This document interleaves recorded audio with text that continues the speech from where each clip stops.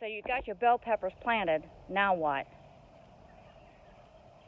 Well, once they get a certain height, these were raised from seed, then you're going to need to trellis them.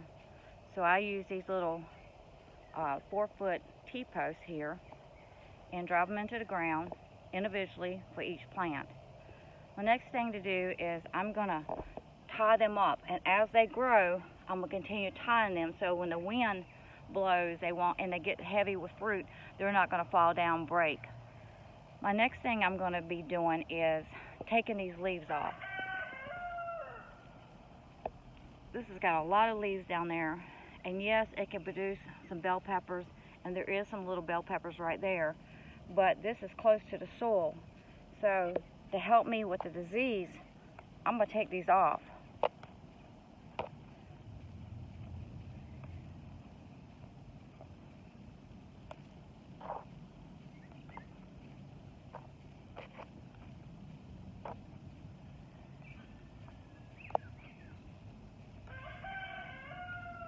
And I get them away from the plant.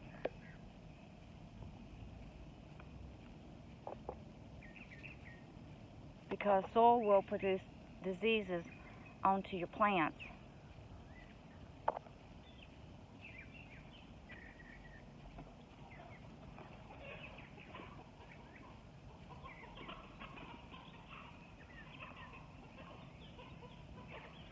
The next thing I'm going to be doing is I'm going to look up under these leaves.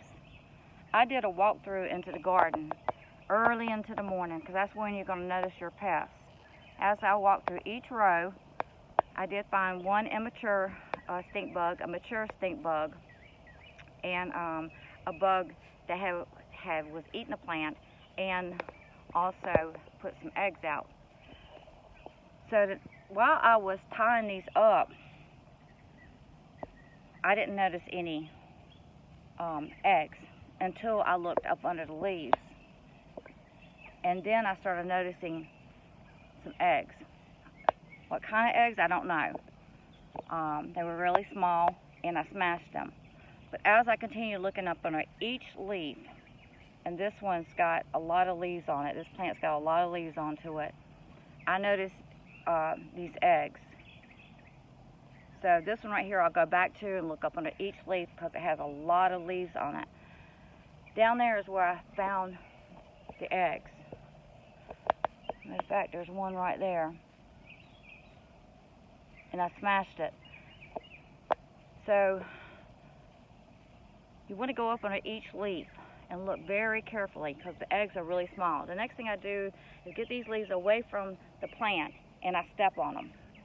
I want to step on these plants, on these leaves, because I could have missed some eggs, which I looked up on a one leaf and I did miss some eggs. That's why I like to step on to the leaves. My next thing I'm going to do is I've dug a little hole by each plant, and I'm going to be giving it some calcium mag or Cal Mag plus. It's calcium, magnesium, and iron. And then I'm going to give it some fish fertilizer. The calcium mag takes 1 tablespoon per gallon, and the fish fertilizer takes 2 tablespoons per gallon. So since I've got my hole dug, then I'll go through each hole. I like to dig a hole so it won't go all over the place. And I'm going to fertilize each plant because they haven't been fertilized in a couple weeks. Since they've been put down.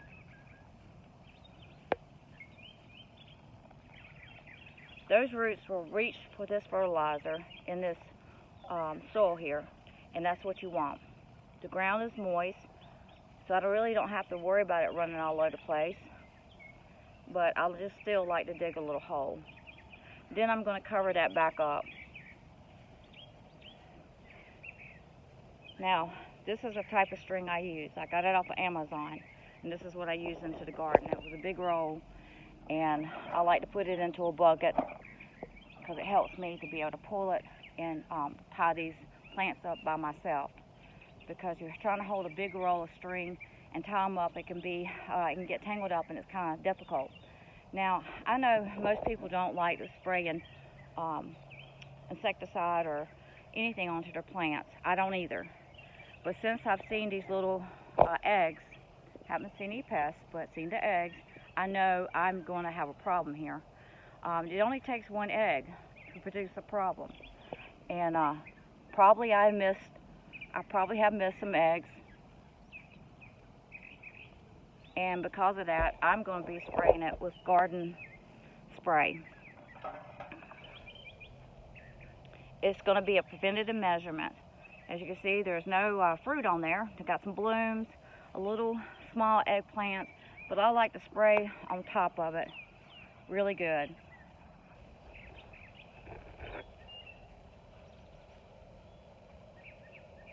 And then I'm going to go up underneath it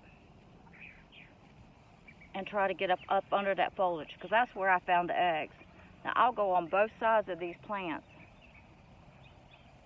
and spray.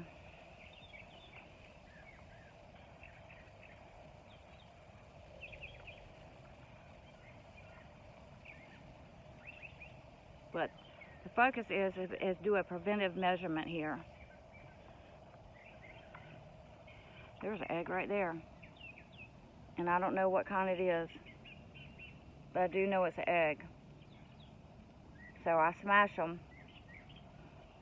but that's telling me I'm fixing to have a major problem here.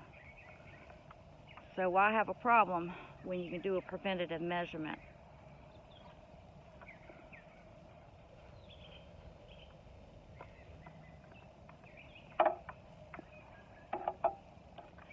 Pepper plants like calcium.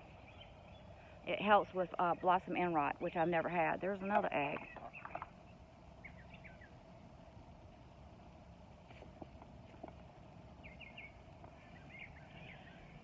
So now I'm just going to go through each plant on both sides and drench these plants with this garden spray. Calcium, magnesium. Put this sprayer down. Calcium, magnesium, you can spray it onto the foliage if you wanted to.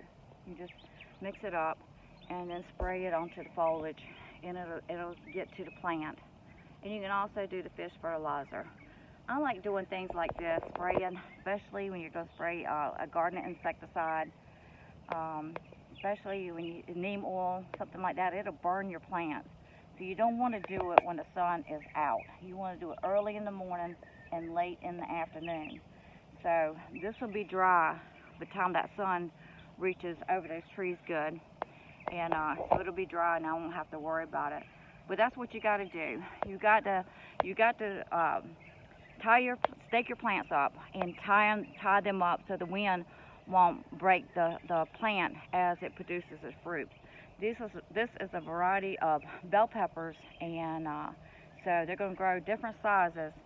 But my experience in growing pepper plants, they produce a lot, and it gets heavy onto the plant. And I have at times not tied up some plants. I had so many bell peppers and peppers, I just really didn't need anymore, and I just kind of let them go, and the plants did break.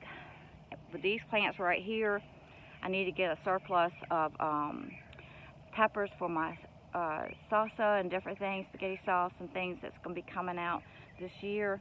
And so I definitely want to stake my plants up. As the plants grow, you continue just staking them up. I like these little posts right here because I use these little holes to tie the plant. So when this plant gets a little bit bigger, then I'm going to put a string and tie it right there and continue on up. These pepper plants will get as big as these poles.